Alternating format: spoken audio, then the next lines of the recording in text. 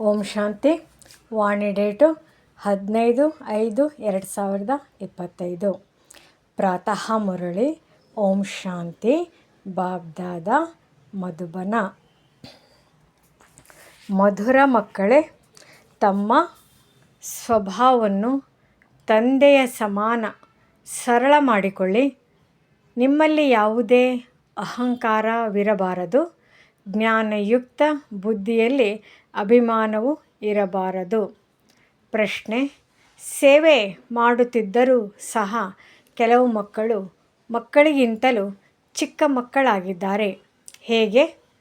ಉತ್ತರ: ಕೆಲವು ಮಕ್ಕಳು ಸರ್ವಿಸ್ ಮಾಡುತ್ತಿರುತ್ತಾರೆ, ಅನ್ಯರಿಗೆ ಜ್ಞಾನವನ್ನು ತಿಳಿಸುತ್ತಾರೆ, ಆದರೆ ತಂದೆಯನ್ನು ನೆನಪು ಮಾಡುವುದಿಲ್ಲ.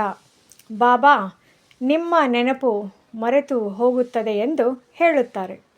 ಆದ್ದರಿಂದ ತಂದೆಯು ಅವರಿಗೆ ಮಕ್ಕಳಿಗಿಂತಲೂ ಚಿಕ್ಕ ಮಕ್ಕಳೆಂದು ಹೇಳುತ್ತಾರೆ, ಏಕೆಂದರೆ ಮಕ್ಕಳೆಂದು ತಮ್ಮ ತಂದೆಯನ್ನು ಮರೆಯುವುದಿಲ್ಲ. ನಿಮ್ಮನ್ನು ಯಾವ ತಂದೆಯು ರಾಜಕುಮಾರ ರಾಜಕುಮಾರಿಯರನ್ನಾಗಿ ಮಾಡುತ್ತಾರೆಯೋ ಅವರನ್ನೇಕೆ ನೀವು ಮರೆತು ಹೋಗುತ್ತೀರಿ? ಒಂದು ವೇಳೆ ಮರೆಯುತ್ತೀರೆಂದರೆ ಆಸ್ತಿಯು ಹೇಗೆ ಸಿಗುವುದು? ನೀವು ಕೈಗಳಿಂದ ಕೆಲಸ ಮಾಡುತ್ತಲೂ ಬುದ್ಧಿಯಿಂದ ತಂದೆಯನ್ನು ನೆನಪು ಮಾಡಬೇಕಾಗಿದೆ. ಓಂ ಶಾಂತಿ. ವಿದ್ಯೆಯ ಗುರಿ ಉದ್ದೇಶವಂತೂ ಮಕ್ಕಳ ಸಮ್ಮುಖದಲ್ಲಿದೆ. ಮಕ್ಕಳು ಇದನ್ನು ಸಹ ತಿಳಿದುಕೊಂಡಿದ್ದೀರಿ. ತಂದೆಯು ಸಾಧಾರಣ ತನುವಿನಲ್ಲಿದ್ದಾರೆ, ಅದರಲ್ಲಿಯೂ ವೃದ್ಧ ತನುವಾಗಿದೆ. ಸತ್ಯುಗದಲ್ಲಂತೂ ಭಲೆ ವೃದ್ಧರಾಗಿರುತ್ತಾರೆ, ಆದರೆ ಸಹ ನಾವೀಗ ಹೋಗಿ ಚಿಕ್ಕ ಮಗುವಾಗುತ್ತೇವೆಂದು ಖುಷಿ ಇರುತ್ತದೆ. ಅಂದಾಗ ಇವರಿಗೂ ಅಂದರೆ ಬ್ರಹ್ಮ ಸಹ ತಿಳಿದಿದೆ ಮತ್ತು ಈ ಖುಷಿ ಇದೆ, ನಾನು ಈ ಕೃಷ್ಣನಾಗುವನಿದ್ದೇನೆ. ಹೀಗೆ ಹೇಳುತ್ತಿದ್ದಂತೆ ಅವರ ನಡತೆಯು ಮಗುವಿನಂತಾಗಿ ಬಿಡುತ್ತದೆ. ಮಕ್ಕಳಂತೂ ಸರಳವಾಗಿರುತ್ತಾರೆ, ಯಾವುದೇ ಅಹಂಕಾರವಿಲ್ಲ, ಜ್ಞಾನದ ಬುದ್ಧಿ ಇದೆ. ಹೇಗೆ ಇವರ ಬುದ್ಧಿ ಇದೆಯೋ ಹಾಗೆಯೇ ನೀವು ಮಕ್ಕಳಿಗೂ ಇರಬೇಕು. ತಂದೆಯು ನಮಗೆ ಓದಿಸಲು ಬಂದಿದ್ದಾರೆ, ನಾವು ಈ ರೀತಿ ದೇವತೆಗಳಾಗಿದ್ದೇವೆ ಅಂದಾಗ ಮಕ್ಕಳಿಗೆ ಆಂತರ್ಯದಲ್ಲಿ ಈ ಖುಷಿ ಇರಬೇಕಲ್ಲವೇ? ನಾವು ಈ ಶರೀರವನ್ನು ಬಿಟ್ಟು ಹೋಗಿ ಈ ರೀತಿ ಆಗುತ್ತೇವೆ, ರಾಜಯೋಗವನ್ನು ಕಲಿಯುತ್ತಿದ್ದೇವೆ. ಚಿಕ್ಕ ಮಕ್ಕಳು ಅಥವಾ ದೊಡ್ಡವರೆಲ್ಲರೂ ಸಹ ಶರೀರವನ್ನು ಬಿಡುತ್ತಾರೆ. ಎಲ್ಲರಿಗೂ ವಿದ್ಯೆಯು ಒಂದೇ ಆಗಿದೆ. ಇವರು ಸಹ ರಾಜಕುಮಾರ ರಾಜಕುಮಾರಿಯರಾಗುತ್ತೇವೆಂದು ನೀವು ಸಹ ಹೇಳುತ್ತಿದ್ದೀರಿ. ರಾಜಕುಮಾರ ರಾಜಕುಮಾರಿಯರಾಗಲು ಓದುತ್ತಿದ್ದೀರಿ. ಅಂತ್ಯಮತಿ ಸೋಗತಿಯಾಗುವುದು. ನಾವು ಭಿಕಾರಿಗಳಿಂದ ರಾಜಕುಮಾರರಾಗುತ್ತೇವೆಂದು ಬುದ್ಧಿಯಲ್ಲಿ ನಿಶ್ಚಯವಿದೆ. ಈ ಕನಿಷ್ಠ ಪ್ರಪಂಚವೇ ಸಮಾಪ್ತಿಯಾಗುವುದು. ಅಂದಾಗ ಮಕ್ಕಳಿಗೆ ಖುಷಿ ಇರಬೇಕು. ತಂದೆಯು ಮಕ್ಕಳನ್ನು ತಮ್ಮ ಸಮಾನರನ್ನಾಗಿ ಮಾಡುತ್ತಾರೆ. ಶಿವ ತಂದೆಯು ತಿಳಿಸುತ್ತಾರೆ, ಮಕ್ಕಳೇ, ನಾನಂತೂ ರಾಜಕುಮಾರ ರಾಜಕುಮಾರಿಯರಾಗುವುದಿಲ್ಲ. ಮತ್ತು ಬ್ರಹ್ಮ ತಂದೆಯು ತಿಳಿಸುತ್ತಾರೆ, ನಾನಂತೂ ರಾಜಕುಮಾರನಾಗುತ್ತೇನೆ. ನಾವು ಈ ರೀತಿಯಾಗಲು ಓದುತ್ತಿದ್ದೇವೆ. ರಾಜಯೋಗವಾಗಿದೆಯಲ್ಲವೇ? ರಾಜಕುಮಾರ ರಾಜಕುಮಾರಿಯರಾಗುತ್ತೇವೆಂದು ನೀವು ಮಕ್ಕಳು ಸಹ ಹೇಳುತ್ತೀರಿ. ತಂದೆಯು ಸಹ ಹೇಳುತ್ತಾರೆ, ನಿಮ್ಮ ಮಾತು ಸರಿಯಾಗಿದೆ. ನಿಮ್ಮ ಬಾಯಲ್ಲಿ ಗುಲಾಬ್ ಜಾಮೂನ್ ಇದೆ. ಈ ಪರೀಕ್ಷೆಯೇ ರಾಜಕುಮಾರ ರಾಜಕುಮಾರಿಯರಾಗುವುದಾಗಿದೆ. ಜ್ಞಾನವು ಬಹಳ ಸಹಜವಾಗಿದೆ. ತಂದೆಯನ್ನು ನೆನಪು ಮಾಡಬೇಕು ಮತ್ತು ಭವಿಷ್ಯದ ಆಸ್ತಿಯನ್ನು ನೆನಪು ಮಾಡಬೇಕಾಗಿದೆ. ಈ ನೆನಪು ಮಾಡುವುದರಲ್ಲಿಯೇ ಪರಿಶ್ರಮವಿದೆ. ನೆನಪಿನಲ್ಲಿರುತ್ತೀರೆಂದರೆ ಅಂತ್ಯಮತಿ ಸೋಗತಿಯಾಗುವುದು. ಸನ್ಯಾಸಿಗಳು ಒಂದು ಉದಾಹರಣೆಯನ್ನು ಕೊಡುತ್ತಾರೆ. ನಾನು ಕೋಣ ಆಗಿದ್ದೇನೆ, ಕೋಣ ಆಗಿದ್ದೇನೆ ಎಂದು ಹೇಳುತ್ತಾ ನಾನು ಕೋಣವೆಂದೇ ತಿಳಿಯತೊಡಗಿದರು. ಅಂದರೆ ಅವೆಲ್ಲವೂ ವ್ಯರ್ಥ ಮಾತುಗಳಾಗಿವೆ. ಆದರೆ ಇಲ್ಲಿ ಧರ್ಮದ ಮಾತಾಗಿದೆ. ಆದ್ದರಿಂದ ತಂದೆಯು ಮಕ್ಕಳಿಗೆ ತಿಳಿಸುತ್ತಾರೆ, ಜ್ಞಾನವು ಬಹಳ ಸಹಜವಾಗಿದೆ. ನೆನಪಿನಲ್ಲಿಯೇ ಪರಿಶ್ರಮವಿದೆ. ತಂದೆಯು ಬಹಳಷ್ಟು ಹೇಳುತ್ತಾರೆ, ನೀವಿನ್ನು ಚಿಕ್ಕ ಮಕ್ಕಳಂತೆ ಇದ್ದೀರಿ. ನಾವೇನು ಚಿಕ್ಕ ಮಕ್ಕಳಾಗಿದ್ದೇವೆಯೇ ಎಂದ ಮಕ್ಕಳಿಂದ ದೂರು ಬರುತ್ತದೆ. ಅದಕ್ಕೆ ತಂದೆಯು ತಿಳಿಸುತ್ತಾರೆ, ಹೌದು, ನೀವಿಲ್ಲಿ ಚಿಕ್ಕ ಮಕ್ಕಳಾಗಿದ್ದೀರಿ. ಜ್ಞಾನವು ಬಹಳ ಚೆನ್ನಾಗಿದೆ. ಪ್ರದರ್ಶನಿಯಲ್ಲಿ ಬಹಳ ಚೆನ್ನಾಗಿ ಸರ್ವಿಸ್ ಮಾಡುತ್ತೀರಿ. ಹಗಲು ರಾತ್ರಿ ಸೇವೆಯಲ್ಲಿ ತೊಡಗುತ್ತೀರಿ. ಆದರೂ ಸಹ ನಿಮ್ಮನ್ನು ಬೇಬಿಗಳೆಂದೇ ಹೇಳುತ್ತೇನೆ. ಈ ಬ್ರಹ್ಮಾರವರು ಸಹ ಬೇಬಿಯಾಗಿದ್ದಾರೆ. ತಂದೆಯು ತಿಳಿಸುತ್ತಾರೆ, ನೀವು ನನಗಿಂತಲೂ ದೊಡ್ಡವರಾಗಿದ್ದೀರಿ. ಇವರಿಗಂತೂ ಬಹಳಷ್ಟು ಜವಾಬ್ದಾರಿ ಇರುತ್ತದೆ. ಎಲ್ಲ ವಿಚಾರಗಳು ತಲೆಯಲ್ಲಿರುತ್ತವೆ. ತಂದೆಯ ಬಳಿ ಎಷ್ಟೊಂದು ಸಮಾಚಾರಗಳು ಬರುತ್ತವೆ. ಆದ್ದರಿಂದ ತಂದೆಯು ಮುಂಜಾನೆ ಬೇಗನೆ ಎದ್ದು ನೆನಪು ಮಾಡುವ ಪ್ರಯತ್ನ ಮಾಡುತ್ತಾರೆ. ಆಸ್ತಿಯಂತೂ ತಂದೆಯಿಂದಲೇ ಪಡೆಯಬೇಕಾಗಿದೆ. ಅಂದಮೇಲೆ ತಂದೆಯನ್ನೇ ನೆನಪು ಮಾಡಬೇಕಲ್ಲವೇ? ಎಲ್ಲ ಮಕ್ಕಳಿಗೆ ನಿತ್ಯವೂ ತಿಳಿಸುತ್ತೇನೆ, ಮಧುರ ಮಕ್ಕಳೇ, ನೀವು ನೆನಪಿನ ಯಾತ್ರೆಯಲ್ಲಿ ಬಹಳ ನಿರ್ಬಲರಾಗಿದ್ದೀರಿ. ಜ್ಞಾನದಲ್ಲಿ ಭಲೆ ಚೆನ್ನಾಗಿದ್ದೀರಿ. ಆದರೆ ಪ್ರತಿಯೊಬ್ಬರೂ ತಮ್ಮ ಹೃದಯದಿಂದ ಕೇಳಿಕೊಳ್ಳಿ, ನಾನು ಎಷ್ಟು ಸಮಯ ತಂದೆಯ ನೆನಪಿನಲ್ಲಿರುತ್ತೇನೆ. ಒಳ್ಳೆಯದು. ದಿನದಲ್ಲಿ ಬಹಳಷ್ಟು ಕೆಲಸದಲ್ಲಿ ಬ್ಯುಸಿಯಾಗಿರುತ್ತೀರಿ. ವಾಸ್ತವದಲ್ಲಿ ಕೆಲಸ ಕಾರ್ಯಗಳನ್ನು ಮಾಡುತ್ತಲೂ ನೆನಪಿನಲ್ಲಿರಲು ಸಾಧ್ಯತೆ ಇದೆ. ಗಾದೆಯೂ ಇದೆ, ಕೈ ಕೆಲಸ ಮಾಡಲಿ, ಬುದ್ಧಿಯು ನೆನಪು ಮಾಡುತ್ತಿರಲಿ. ಹೇಗೆ ಭಕ್ತಿ ಮಾರ್ಗದಲ್ಲಿ ಭಲೆ ಪೂಜೆ ಮಾಡುತ್ತಿರುತ್ತಾರೆ, ಆದರೆ ಬುದ್ಧಿಯು ಕಾರ್ಯ ವ್ಯವಹಾರಗಳ ಕಡೆ ಹೊರಟು ಹೋಗುತ್ತದೆ. ಯಾರೊಂದಿಗೆ ಹೆಚ್ಚಿನ ಸಂಬಂಧವಿದೆಯೋ ಬುದ್ಧಿಯು ಅಲ್ಲಿಗೆ ಹೋಗುತ್ತದೆ.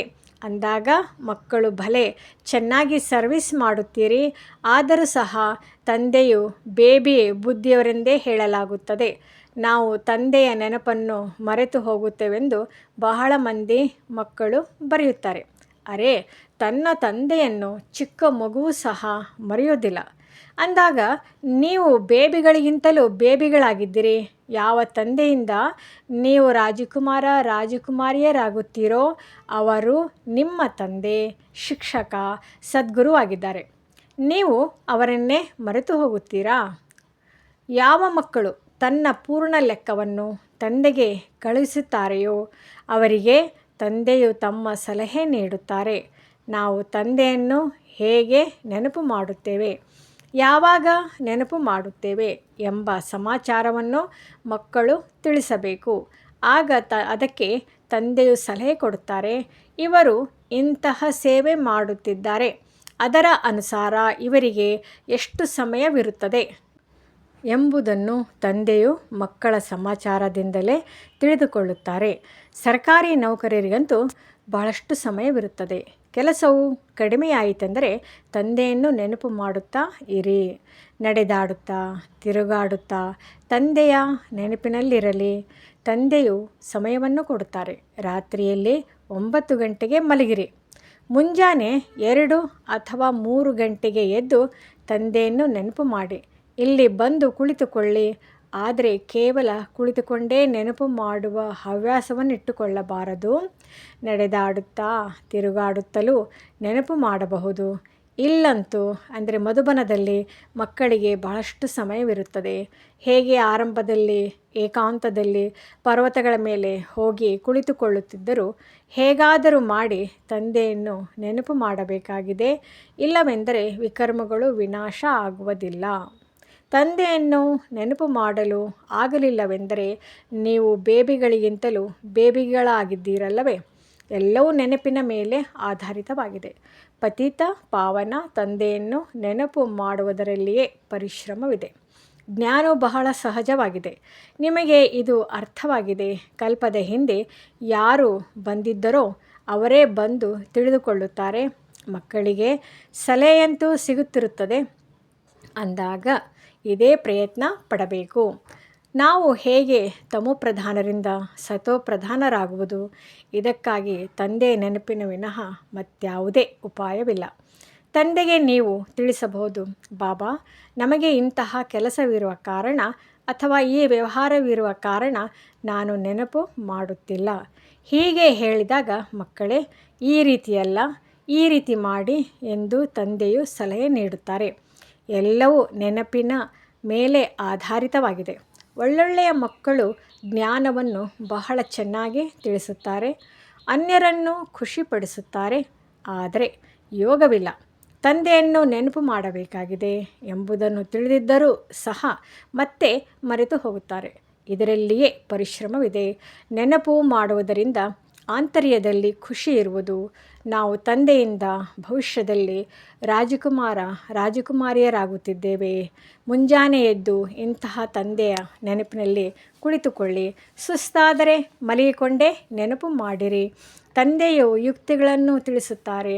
ನಡೆದಾಡುತ್ತಾ ತಿರುಗಾಡುತ್ತಾ ನೆನಪು ಮಾಡಲು ಸಾಧ್ಯವಾಗದಿದ್ದರೆ ರಾತ್ರಿಯಲ್ಲಿ ನೆನಪಿನಲ್ಲಿ ಕುಳಿತುಕೊಳ್ಳಿ. ಆಗ ನಿಮ್ಮ ಖಾತೆಯು ಜಮಾ ಆಗುವುದು.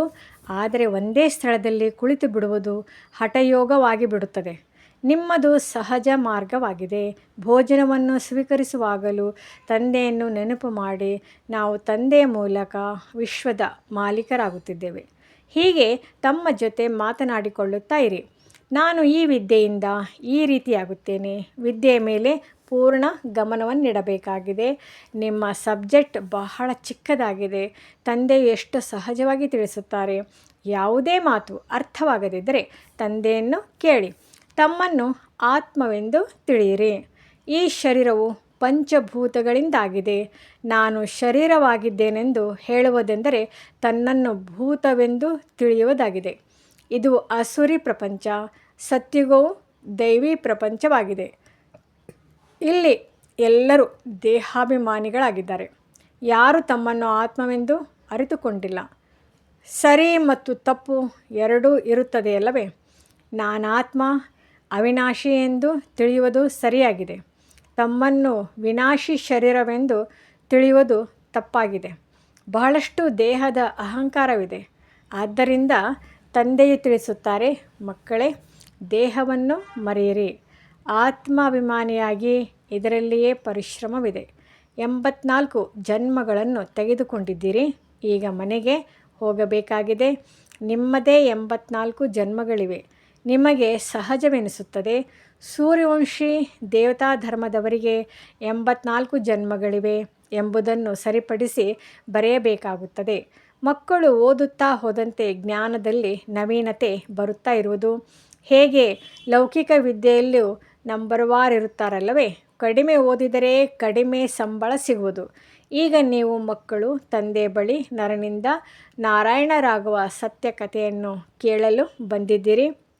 ಈ ಮೃತ್ಯುಲೋಕವು ಈಗ ಸಮಾಪ್ತಿಯಾಗಲಿದೆ. ನಾವು ಅಮರಲೋಕದಲ್ಲಿ ಹೋಗಬೇಕಾಗಿದೆ. ಈಗ ನೀವು ಮಕ್ಕಳಿಗೆ ಇದು ಚಿಂತೆಯಾಗಬೇಕು. ನಾವು ತಮೋ ಪ್ರಧಾನರಿಂದ ಸತೋ ಪ್ರಧಾನರು, ಪತಿತರಿಂದ ಪಾವನರಾಗಬೇಕಾಗಿದೆ. ಪತಿತ ಪಾವನ ತಂದೆಯು ಎಲ್ಲ ಮಕ್ಕಳಿಗೆ ಒಂದೇ ಯುಕ್ತಿಯನ್ನು ತಿಳಿಸುತ್ತಾರೆ. ತಂದೆಯನ್ನು ನೆನಪು ಮಾಡಿ ಚಾರ್ಟ್ ಇಟ್ಟುಕೊಳ್ಳಿ. ಆಗ ನಿಮಗೆ ಬಹಳ ಖುಷಿ ಇರುವುದು. ಈಗ ನಿಮಗೆ ಜ್ಞಾನವಿದೆ. ಪ್ರಪಂಚದವರಂತೂ ಘೋರ ಅಂಧಕಾರದಲ್ಲಿದ್ದಾರೆ. ಈಗ ನಿಮಗೆ ಪ್ರಕಾಶತೆಯು ಸಿಗುತ್ತದೆ. ನೀವು ತ್ರಿನೇತ್ರಿ ತ್ರಿಕಾಲದರ್ಶಿಗಳಾಗುತ್ತಿದ್ದೀರಿ. ಬಹಳ ಮಂದಿ ಇಂಥವರು ಇದ್ದಾರೆ. ಈ ಜ್ಞಾನವನ್ನು ಸತ್ಸಂಗಗಳಲ್ಲಿಯೂ ಹೇಳುತ್ತಾರೆ. ಇದೇನು ಹೊಸ ಮಾತಲ್ಲ ಎಂದು ಹೇಳುತ್ತಾರೆ. ಅರೆ, ಈ ಜ್ಞಾನವು ಯಾರಿಗೂ ಸಿಗುವುದಿಲ್ಲ. ಒಂದು ವೇಳೆ ಅಲ್ಲಿ ಜ್ಞಾನವು ಸಿಕ್ಕಿದರೂ ಸಹ ಏನು ಮಾಡುವುದಿಲ್ಲ. ಯಾರಾದರೂ ನರನಿಂದ ನಾರಾಯಣನಾಗುವ ಪುರುಷಾರ್ಥ ಮಾಡುತ್ತಾರೆಯೇ? ಏನೂ ಇಲ್ಲ. ಆದ್ದರಿಂದ ತಂದೆಯು ಮಕ್ಕಳಿಗೆ ತಿಳಿಸುತ್ತಾರೆ, ಮುಂಜಾನೆಯ ಸಮಯ ಬಹಳ ಒಳ್ಳೆಯದಾಗಿದೆ. ಬಹಳ ಆನಂದವಾಗುತ್ತದೆ. ಶಾಂತವಾಗಿ ಬಿಡುತ್ತೀರಿ. ವಾಯುಮಂಡಲವು ಚೆನ್ನಾಗಿರುತ್ತದೆ. 10 ಗಂಟೆಯಿಂದ 12 ಗಂಟೆಯವರೆಗೆ ಕೆಟ್ಟ ವಾಯುಮಂಡಲವಿರುತ್ತದೆ. ಆದ್ದರಿಂದ ಮುಂಜಾನೆಯ ಸಮಯ ಬಹಳ ಒಳ್ಳೆಯದಾಗಿದೆ. ರಾತ್ರಿಯಲ್ಲಿ ಬೇಗನೆ ಮಲಗಿ ಬೆಳಿಗ್ಗೆ 2-3 ಗಂಟೆಗೆ ಎದ್ದೇಳಿ ಆರಾಮಾಗಿ ಕುಳಿತುಕೊಳ್ಳಿ. ತಂದೆಯೊಂದಿಗೆ ಮಾತನಾಡಿ ವಿಶ್ವದ ಚರಿತ್ರೆ ಭೂಗೋಳವನ್ನು ನೆನಪು ಮಾಡಿ. ಶಿವತಂದೆಯು ತಿಳಿಸುತ್ತಾರೆ, ನನ್ನಲ್ಲಿ ರಚಯಿತ ಮತ್ತು ರಚನೆಯ ಜ್ಞಾನವಿದೆಯಲ್ಲವೇ? ನಾನು ನಿಮಗೆ ಶಿಕ್ಷಕನಾಗಿ ಓದಿಸುತ್ತೇನೆ. ನೀವು ಆತ್ಮಗಳು ತಂದೆಯನ್ನು ನೆನಪು ಮಾಡುತ್ತೀರಿ. ಭಾರತದ ಪ್ರಾಚೀನ ಯೋಗವು ಪ್ರಸಿದ್ಧವಾಗಿದೆ. ಯಾರ ಜೊತೆ ಯೋಗ? ಇದನ್ನು ಬರೆಯಬೇಕಾಗಿದೆ. ಪರಮಾತ್ಮನ ಜೊತೆ ಆತ್ಮದ ಯೋಗ ಅರ್ಥಾತ್ ನೆನಪಾಗಿದೆ. ನೀವು ಮಕ್ಕಳು ಈಗ ತಿಳಿದುಕೊಂಡಿದ್ದೀರಿ. ನಾವು ಸರ್ವತೋಮುಖ ಪಾತ್ರಧಾರಿಗಳಾಗಿದ್ದೇವೆ. ಪೂರ್ಣ 84 ಜನ್ಮಗಳನ್ನು ತೆಗೆದುಕೊಳ್ಳುತ್ತೇವೆ. ಇಲ್ಲಿ ಬ್ರಾಹ್ಮಣ ಕುಲದವರೇ ಬರುತ್ತಾರೆ. ನಾವು ಬ್ರಾಹ್ಮಣರಾಗಿದ್ದೇವೆ. ನಾವೀಗ ದೇವತೆಗಳು ಆಗುವವರಿದ್ದೇವೆ. ಸರಸ್ವತಿಯು ಸಹ ಮಗಳಾಗಿದ್ದಾರಲ್ಲವೇ? ಇವರು ಅಂದರೆ ಬ್ರಹ್ಮರವರು ವೃದ್ಧನಾಗಿದ್ದರೂ ಸಹ ನಾನೀಗ ಹೋಗಿ ರಾಜನ ಮನೆಯಲ್ಲಿ ಜನ್ಮ ತೆಗೆದುಕೊಳ್ಳುತ್ತೇನೆ, ಈಗ ಓದುತ್ತಿದ್ದೇನೆ ಎಂದು ಬಹಳ ಖುಷಿ ಇರುತ್ತದೆ. ಇದು ನಿಮ್ಮೆಲ್ಲರ ಗುರಿ ಧ್ಯೇಯವಾಗಿದೆ. ಅಂದ ಮೇಲೆ ಖುಷಿ ಏಕೆ ಇರುವುದಿಲ್ಲ? ಮನುಷ್ಯರು ಭಲೆ ಏನಾದರೂ ಹೇಳಲಿ, ನಿಮ್ಮ ಖುಷಿ ಏಕೆ ಮರೆಯಾಗಬೇಕು? ತಂದೆಯನ್ನು ನೆನಪೇ ಮಾಡದಿದ್ದರೆ ನರನಿಂದ ನಾರಾಯಣರು ಹೇಗಾಗುತ್ತೀರಿ? ಶ್ರೇಷ್ಠರಾಗಬೇಕಲ್ಲವೇ? ಇಂತಹ ಪುರುಷಾರ್ಥವನ್ನು ಮಾಡಿ ತೋರಿಸಿ ಏಕೆ ತಬ್ಬಿಬ್ಬಾಗುತ್ತೀರಿ? ಎಲ್ಲರೂ ರಾಜರಾಗಲು ಸಾಧ್ಯವೇ ಎಂದು ಏಕೆ ಹೃದಯ ವಿದೀರ್ಣರಾಗುತ್ತೀರಿ? ಈ ವಿಚಾರವು ಬಂದರೆ ಅನುತ್ತೀರ್ಣರಾದರು. ಶಾಲೆಯಲ್ಲಿ ವಕೀಲ ವಿದ್ಯೆಯನ್ನು ಓದುತ್ತಾರೆ. ಎಲ್ಲರೂ ವಕೀಲರಾಗುತ್ತಾರೆಯೇ ಎಂದು ಅವರು ಹೇಳುವುದಿಲ್ಲ. ಯಾರು ಓದುವುದಿಲ್ಲವೋ ಅವರು ಅನುತ್ತೀರ್ಣರಾಗುತ್ತಾರೆ. 16,000 1,008ರ ಮಾಲೆಯೂ ಇದೆ. ಮೊಟ್ಟ ಮೊದಲಿಗೆ ಯಾರು ಬರುತ್ತಾರೆ? ಯಾರೆಷ್ಟು ಪುರುಷಾರ್ಥ ಮಾಡುತ್ತಾರೆಯೋ ಅದರಂತೆಯೇ ಬರುತ್ತಾರೆ. ಒಬ್ಬರು ಇನ್ನೊಬ್ಬರಿಗಿಂತಲೂ ತೀವ್ರ ಪುರುಷಾರ್ಥವನ್ನಂತೂ ಮಾಡುತ್ತಾರಲ್ಲವೇ? ನಾವೀಗ ಈ ಹಳೆಯ ಶರೀರವನ್ನು ಬಿಟ್ಟು ಮನೆಗೆ ಹೋಗಬೇಕೆಂದು ನೀವು ಮಕ್ಕಳ ಬುದ್ಧಿಯಲ್ಲಿದೆ. ಇಷ್ಟು ನೆನಪಿದ್ದರೂ ಸಹ ತೀವ್ರ ಪುರುಷಾರ್ಥವಾಗುವುದು. ಸರ್ವರ ಮುಕ್ತಿ ಜೀವನ್ಮುಕ್ತಿ ದಾತನು ಒಬ್ಬ ತಂದೆಯಾಗಿದ್ದಾರೆ ಎಂದು ನೀವು ಮಕ್ಕಳ ಬುದ್ಧಿಯಲ್ಲಿರಲಿ. ಇಂದು ಪ್ರಪಂಚದಲ್ಲಿ ಕೋಟ್ಯಾಂತರ ಮನುಷ್ಯರಿದ್ದಾರೆ. ಸತ್ಯುಗದಲ್ಲಿ ನೀವು 9 ಲಕ್ಷ ಮಾತ್ರವೇ ಇರುತ್ತೀರಿ. ಇದು ಸಹ ಹೆಚ್ಚೆಂದೇ ಹೇಳಲಾಗುತ್ತದೆ. ಸತ್ಯುಗದಲ್ಲಿ ಮತ್ತೆಷ್ಟು ಮಂದಿ ಇರುತ್ತಾರೆ? ರಾಜಧಾನಿಯಲ್ಲಿ ವ್ಯಕ್ತಿಗಳಂತೂ ಬೇಕಲ್ಲವೇ? ಈಗ ರಾಜಧಾನಿಯು ಸ್ಥಾಪನೆಯಾಗುತ್ತಿದೆ. ಬುದ್ಧಿಯು ಹೇಳುತ್ತದೆ, ಸತ್ಯುಗದಲ್ಲಿ ಬಹಳ ಸುಂದರವಾದ ಚಿಕ್ಕ ವೃಕ್ಷವಿರುತ್ತದೆ. ಹೆಸರೇ ಆಗಿದೆ ಸ್ವರ್ಗ, ಪ್ಯಾರಡೈಸ್. ಮಕ್ಕಳ ಬುದ್ಧಿಯಲ್ಲಿ ಇಡೀ ಚಕ್ರವು ಸುತ್ತುತ್ತಿರುತ್ತದೆ. ಸದಾ ಇಷ್ಟು ನೆನಪಿದ್ದರೂ ಸಹ ಸಾಕು. ಈ ಕೆಮ್ಮು ಇತ್ಯಾದಿಯೂ ಸಹ ಕರ್ಮಭೋಗವಾಗಿದೆ. ಇದು ಹಳೆಯ ಪಾದರಕ್ಷೆಯಾಗಿದೆ. ಹೊಸದಂತೂ ಇಲ್ಲಿ ಸಿಗಲು ಸಾಧ್ಯವಿಲ್ಲ. ನಾನು ಅಂದರೆ ಶಿವತಂದೆ ಪುನರ್ಜನ್ಮವನ್ನು ತೆಗೆದುಕೊಳ್ಳುವುದಿಲ್ಲ. ನಾನು ಯಾವುದೇ ಗರ್ಭದಲ್ಲಿ ಬರುವುದಿಲ್ಲ. ಸಾಧಾರಣ ತರುಣಲ್ಲಿ ಪ್ರವೇಶ ಮಾಡುತ್ತೇನೆ. ಇವರದು ವಾನಪ್ರಸ್ಥ ಸ್ಥಿತಿಯಾಗಿದೆ. ವಾಣಿಯಿಂದ ದೂರ ಶಾಂತಿಧಾಮಕ್ಕೆ ಹೋಗಬೇಕಾಗಿದೆ. ಹೇಗೆ ರಾತ್ರಿಯಿಂದ ದಿನ, ದಿನದಿಂದ ರಾತ್ರಿಯು ಅವಶ್ಯವಾಗಿ ಆಗಬೇಕಾಗಿದೆಯೋ ಹಾಗೆಯೇ ಹಳೆಯ ಪ್ರಪಂಚವು ಅವಶ್ಯವಾಗಿ ವಿನಾಶವಾಗಬೇಕಾಗಿದೆ. ಈ ಸಂಗಮಯುಗವು ಪೂರ್ಣವಾಗಿ ಸತ್ಯುಗವೂ ಬರುವುದು. ಮಕ್ಕಳು ನೆನಪಿನ ಯಾತ್ರೆಯಲ್ಲಿ ಬಹಳ ಗಮನವನ್ನಿಡಬೇಕಾಗಿದೆ. ನೆನಪಿನ ಯಾತ್ರೆಯು ಬಹಳ ಕಡಿಮೆ ಇದೆ. ಆದ್ದರಿಂದ ತಂದೆಯು ಬೇಬಿಗಳೆಂದು ಹೇಳುತ್ತಾರೆ, ಹುಡುಗಾಟಿಕೆಯನ್ನು ತೋರಿಸುತ್ತಾರೆ. ತಂದೆಯನ್ನು ನೆನಪು ಮಾಡಲು ಆಗುವುದಿಲ್ಲವೆಂದು ಹೇಳುತ್ತಾರೆಂದರೆ ಅಂಥವರಿಗೆ ಬೇಬಿಗಳೆಂದೇ ಹೇಳುತ್ತಾರಲ್ಲವೇ? ತಂದೆಯನ್ನು ಮರೆಯಲು ನೀವೇನು ಚಿಕ್ಕ ಬೇಬಿಗಳೇ? ಮಧುರಾತಿ ಮಧುರ ತಂದೆ, ಶಿಕ್ಷಕ, ಸದ್ಗುರು, ಅರ್ಧ ಕಲ್ಪದ ಪ್ರಿಯಾತಿ ಪ್ರಿಯ ತಂದೆಯನ್ನೇ ನೀವು ಮರೆತು ಹೋಗುತ್ತೀರಾ? ಅರ್ಧಕಲ್ಪ ದುಃಖದಲ್ಲಿ ನೀವು ಅವರನ್ನು ಹೇ ಭಗವಂತ ಎಂದು ನೆನಪು ಮಾಡುತ್ತಾ ಬಂದಿದ್ದೀರಿ. ಆತ್ಮವು ಶರೀರದ ಮೂಲಕ ಹೇಳುತ್ತದೆಯಲ್ಲವೇ, ನಾನೀಗ ಬಂದಿದ್ದೇನೆ, ಆದ್ದರಿಂದ ಚೆನ್ನಾಗಿ ನೆನಪು ಮಾಡಿರಿ. ಅನೇಕರಿಗೆ ಮಾರ್ಗವನ್ನು ತಿಳಿಸಿ. ಮುಂದೆ ಹೋದಂತೆ ಬಹಳಷ್ಟು ವೃದ್ಧಿಯಾಗುತ್ತದೆ. ಧರ್ಮದ ವೃದ್ಧಿಯಾಗುತ್ತದೆಯಲ್ಲವೇ? ಅರವಿಂದ ಘೋಷರ ತರಹ ಇಂದು ಅವರ ಸೇವಾ ಕೇಂದ್ರಗಳು ಎಷ್ಟೊಂದಿವೆ. ನೀವೀಗ ತಿಳಿದುಕೊಂಡಿದ್ದೀರಿ. ಅದೆಲ್ಲವೂ ಭಕ್ತಿ ಮಾರ್ಗವಾಗಿದೆ. ನಿಮಗೆ ಈಗ ಜ್ಞಾನವು ಸಿಗುತ್ತದೆ. ಇದು ಪುರುಷೋತ್ತಮರಾಗುವ ಜ್ಞಾನವಾಗಿದೆ. ನೀವು ಮನುಷ್ಯರಿಂದ ದೇವತೆಗಳಾಗುತ್ತಿದ್ದೀರಿ. ತಂದೆಯು ಬಂದು ಎಲ್ಲ ಕೊಳಕಾದ ಬಟ್ಟೆಗಳನ್ನು ಸ್ವಚ್ಛ ಮಾಡುತ್ತಾರೆ. ಅವರಿಗೆ ಮಹಿಮೆ ಇದೆ. ಮುಖ್ಯವಾದುದು ನೆನಪಾಗಿದೆ. ಜ್ಞಾನವು ಬಹಳ ಸಹಜವಾಗಿದೆ. ಮುರಳಿಯನ್ನು ಓದಿ ತಿಳಿಸಿ ನೆನಪು ಮಾಡುತ್ತಾ ಇರಿ. ನೆನಪು ಮಾಡುತ್ತಾ ಮಾಡುತ್ತಾ ಆತ್ಮವು ಪವಿತ್ರವಾಗುವುದು, ಪೆಟ್ರೋಲ್ ತುಂಬುತ್ತಾ ಹೋಗುವುದು. ಆಗ ಪರಂಧಾಮಕ್ಕೆ ಓಡುವಿರಿ. ಇದನ್ನು ಶಿವತಂದೆಯ ಮೆರವಣಿಗೆಯೆಂದಾದರೂ ಹೇಳಿ, ಮಕ್ಕಳೆಂದಾದರೂ ಹೇಳಿ. ತಂದೆ ತಿಳಿಸುತ್ತಾರೆ, ನಾನು ಬಂದಿದ್ದೇನೆ ನಿಮ್ಮನ್ನು ಕಾಮಚಿತೆಯಿಂದ ಇಳಿಸಿ ಯೋಗದ ಚಿತೆಯ ಮೇಲೆ ಕುಳ್ಳಿರಿಸುತ್ತೇನೆ. ಯೋಗದಿಂದ ಆರೋಗ್ಯ, ಜ್ಞಾನದಿಂದ ಐಶ್ವರ್ಯವು ಸಿಗುತ್ತದೆ. ಒಳ್ಳೆಯದು. ಮಧುರಾತಿ ಮಧುರ. ಅಗಲಿ ಹೋಗಿ ಮರಳಿ ಸಿಕ್ಕಿದ ಮಕ್ಕಳ ಪ್ರತಿ ಮಾತಾಪಿತಾ ಬಾಬ್ದಾದಾರವರ ನೆನಪು, ಪ್ರೀತಿ ಹಾಗೂ ಸುಪ್ರಭಾತ. ಆತ್ಮೀಯ ಮಕ್ಕಳಿಗೆ ಆತ್ಮೀಯ ತಂದೆಯ ನಮಸ್ತೆ. ಧಾರಣೆಗಾಗಿ ಮುಖ್ಯ ಸಾರ.